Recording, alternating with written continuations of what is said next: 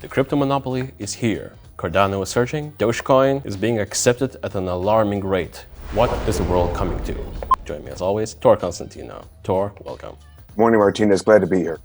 Today we'll be talking about lunacy in the crypto space. Polygon plus Hermes, Simplex plus VeChain. Pinch me, am I dreaming? No, I think you're right. And it's some exciting news over the weekend. As you said, the Polygon and Hermes networks have actually combined. This is really significant. It's the first full blockchain network combination within the cryptoverse. Hermes will be incorporated into Polygon's network. The entity will be called Polygon Hermes. You also mentioned Simplex is adding VeChain to its 350 partner network. This news is not quite as significant, but it will allow you to buy VeChain using one of the 50 types of fiat currencies that Simplex uses. Actually, I would interject. Because of our Simplex interview, it's up now on the YouTubes if anyone wants to watch. Essentially, their CEO and co-founder, he's a savvy guy. And I think him picking VeChain is not a coincidence. He has something up his sleeve, and I think investors in VeChain should be quite excited. I'll just say that. No spoilers. If you want to know how his mind works, make sure to watch the video. Now then, I have to make an observation, Tor. Currently, we have consolidation already.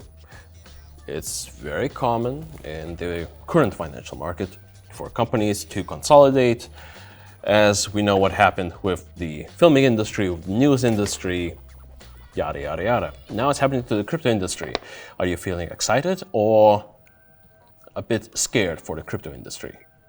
To be honest, I think it's good. I think it's normal. I think that we can expect to see more of this activity, especially, in my opinion, as regulatory scrutiny increases. Smaller players won't have the resources to comply and to get up to speed to complete and fulfill those requirements. Honestly, I think a merger is better than a rug pull, and I think we're going to see more of it within the space for sure. True, but aren't we losing some of that grassroots, kind of that decentralized nature? It's kind of a, make a deal with the devil kind of thing. Or the devil, if you can pronounce things properly. Well, I think there may be some of that, and every deal has to be evaluated on its own merits, to be honest with you. But I don't think that we necessarily want to paint a broad brush stroke and say that all deals are bad. Polygon Hermes, that makes a lot of sense. And it's really exciting to see that type of two native networks coming together. There could be instances where you do see that kind of monopolistic growth, and if someone starts gobbling up everything, that could be problematic. Right now, I think it's a good thing, and I don't think it's bad, but your point, it's definitely something that we need to be wary of and keep an eye on. Also things we should be very aware, Cardano and Solana. New all-time highs. Actually, if you follow Cardano's story, it's as if it's a Disney movie, but with a Quentin Tarantino twist on it. Charles Hoskinson, the boisterous, specific CEO, and the raving fans, it's ups and downs, it's like a roller coaster. But again, now you see the result. Price-wise. Now, let's hope development-wise they'll keep up the progress, because we will have the mainnet at September the 12th. Now, are you excited about this development, or are you more excited about Solana? Honestly, I'm much more excited about Cardano, but both of them, and I actually hold Cardano for full disclosure, but to say that that it's exciting is an understatement for both of these projects. Solana hit an all-time high of $64.48. The likely trigger for that was this wildly successful sellout of the Degenerate Ape Academy NFT project. 10,000 unique NFTs sold out in 8 minutes over the weekend. It's remarkable. And Cardano, you said it, they surged over $2.31, all-time high, and their smart contract deployment is going to occur for September 12th. This is the trick, though. I think both of these are similar cases of buy the rumor, sell the news. I think the Solana pump was driven by the chatter leading up to the auction, and the final weekend disposition, Cardano, same thing. There's going to be a stronger push leading up to the 12th. And then I think there could be a bit of not a complete dump, but I do think that their prices will draw back. It's a classic buy the rumor, sell the news scenario for both. Indeed. However, if you are a Cardano holder, now be cautious, because if you sell now, the mainnet is coming. So which rumor and which news are you selling? Be very careful. By the way, there are the guys called Crypto Banter. Usually they do great analysis. Feel free to check them out. We'll leave their description below. Actually, I would also advise, look at our trading series if you need any tips on how not to miss these opportunities. However, Tor, there's one thing I would like to add today. Now I see the crypto market recovering. I see green, I love it.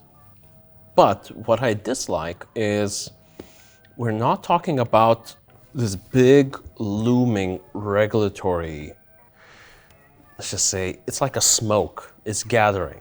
And quite frankly, I do not understand how can we focus on the short-term gains and not see that, look, what's happening in the US might be quite polarizing.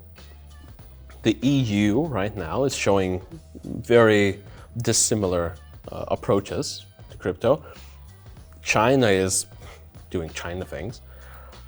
So how can I feel so excited, but at the exact same time, when I look in the mirror, so to speak, I can see these clouds forming. How do you feel about the situation?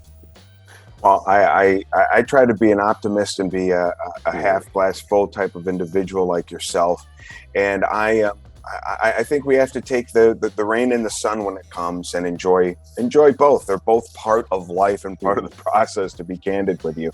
But you're right. There are storm clouds looming from a regulatory perspective. I think there is some time. I think that the lobbying activities that took forth and came into place following the infrastructure agreement last week and how it was processing through, there was a lot that kind of came together very quickly from a positive lobbying group, and people pumped the brakes, politicians. So I think some of them are ready to listen, at least here in the US. And I think the EU is taking a measured approach as well. China's going to do what China does, just like you said. They're going to ban everything. But at the end of the day, I think that baby steps can occur here, and we can find a happy medium and balance. Hopefully you're right, Tor, as you usually are. Now, Mark Cuban, is he right? Because according to the news, 95% of the sales in his businesses come in Doge. Doge. Is Doge getting more mature? Is Doge a valid medium of exchange? Are we really gonna use the sentence, don't Venmo me the cash, just send some Doge my way? Yeah, it's a good question, and there is something to be said about network effect. And the more that something spreads, it becomes a self-fulfilling prophecy, and it could become a method of exchange. But look, if people want to use Dogecoin and vendors like Mark Cuban want to accept it, that's fine. I don't have a problem with that. However, Doge is not a great store of value. It is not a good unit of accounting. It might be a fast method of exchange, but that's it. There's no development that's going into the program, and there hasn't been a lot of updates within that particular network. It's cute, I guess. So but at the end of the day, I don't know that there's enough there for widespread adoption, but I think that there could be pockets of groups and businesses like Tesla, like Mark Cuban's conglomerate, that just accept it. And I think that's fine, and it could be a path towards broader adoption. But I'll be honest, I don't know why Cuban posted this on Twitter. It doesn't make sense to me. And to your point, you said that he owns 56 companies. You're absolutely right. It's got to be like retail sales at the counter of exchange. 95% of his company's revenue is not come from Dogecoin. Let's be clear about that. Okay. It's got to be retail sales, like at the point of sale, or people buying a Coke at a game or something. In my opinion, there's no way that 95% of his total revenue comes from Dogecoin.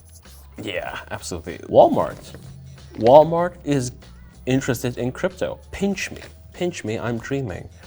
If I told this to people a year ago, they would have told me, no, it's too soon. It will take years and years for this to happen. No, they're searching for people. Like you said, they posted a job listing that got wide pickup over the past 24 hours, and they're looking for a digital currency and cryptocurrency product lead. The candidate will be responsible for driving the digital currency strategy for the organization.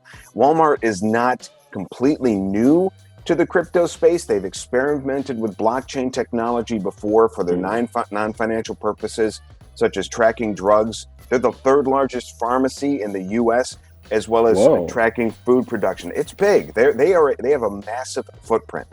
But in my opinion, I wrote about this in Inc.com last week. Amazon is much further ahead the learning curve than Walmart. Amazon already has a native coin. It's called Amazon Coin. It's in use in its apps and gaming ecosystem. And a full 25% of Ethereum's global traffic runs on Amazon Web Services.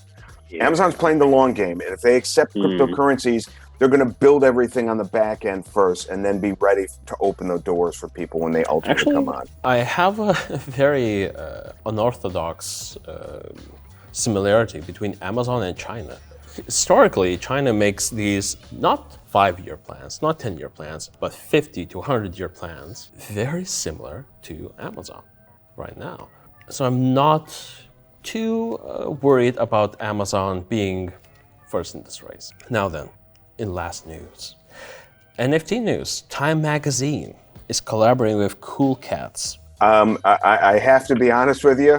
I'm not as well versed in all of my NFT collectibles, but at the end of the day, if you have a brand like Time, they're trying to come together with a project. I would assume that this collaboration is dealing with Time images over the life of its collection of news. It has some iconic images within its library, and I think that some of those things are going to be collateralized and transformed into NFTs.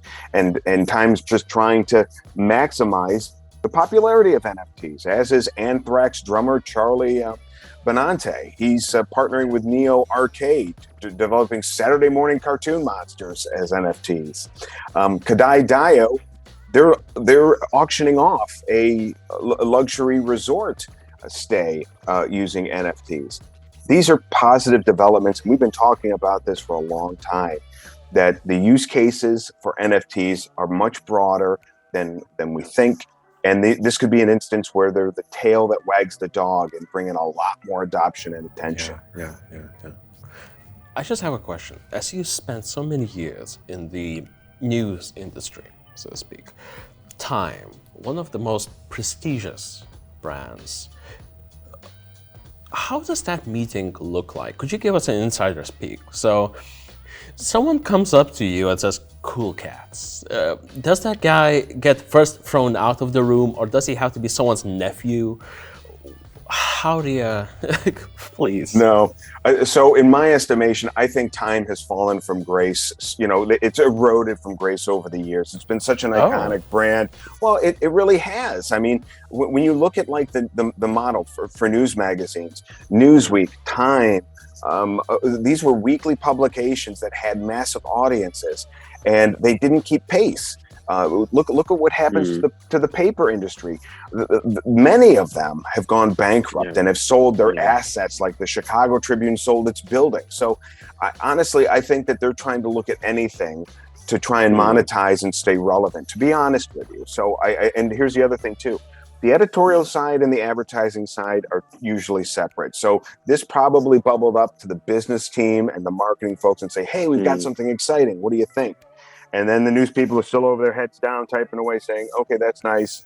Not really paying attention. Just make sure my check clears this week. You know, that's the type of thing. So that's how I think it could have come to pass. If you are the editor of Time, would you want to have this on your resume? Basically, it's interview with Obama, a great piece on war, Cool Cats. Cool Cats. Yeah. I think that it's I think that the key is adaptability, and that individuals who kind of slam their lap and say, "I'm out of here. I'm never going to do this. This is ridiculous."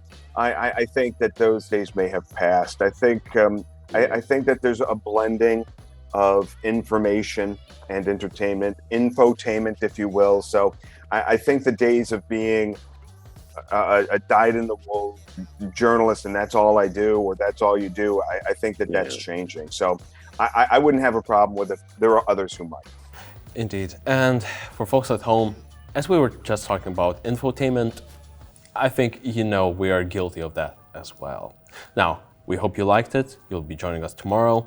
Also, make sure to ring that bell, like, share, subscribe, all those lovely things. Tor, thank you for joining me. See you tomorrow.